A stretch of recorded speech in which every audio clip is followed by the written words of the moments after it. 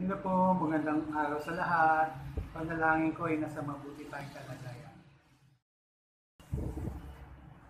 Ang ating pong pag-uusapan sa araw na ito ay tungkol sa contract of pledge.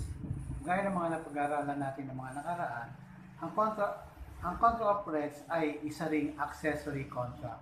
Sabihin, isa maaaring tumayo ng kanyang sarili, dapat mayroong principal contract na sa kanyang binabasehan.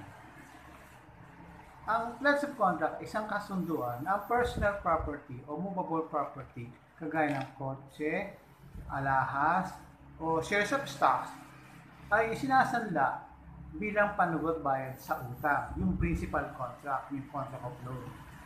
Ang property na ito ay isinasanla ay dinideliver, binibigay sa kamay ng pinagkakautangan. Ito ay ang karaniwang transaksyon sa mga pawn shop. Kung ang isinasanla ay isang shares of stocks o kagaya nito, nararapat na ini-endorse ng may-ari o may hawak ng shares of stocks na ito para maging valido.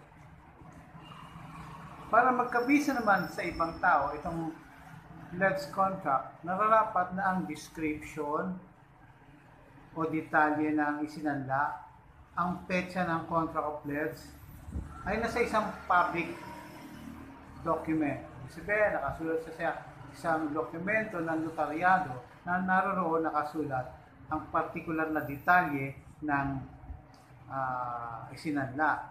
Kung yan man ay kotse, nakalagay doon ang brand, ang type, kung anong engine number, serial number, plate number, at iba pang detalye. Kumbaga, specific details na roon sa pledge contract. At saka, yung petsa ng contract of pledge. Kapag dumating ang takdang panahon at hindi na bayaran ng umutang ang loan, si creditor ay maaring magtungo sa isang notary public. At si notary public naman ay ibebenta niya ito, ang pledge property, sa isang public auction. Ngunit maraming susundin na requirements naman si notary public, gaya ng nararapat na magpapadala ng notice sa umutang at sa may-ari ng property.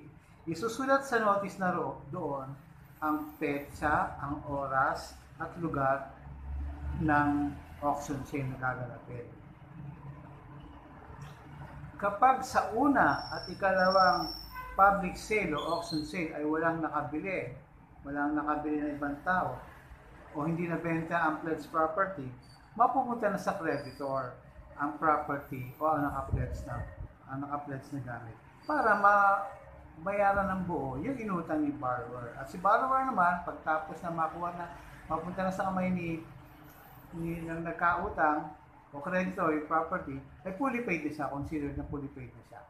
Okay, sana po may natutunan tayo sa ating discussion ng contract of pledge. Bye-bye! Hanggang sa susunod na muli!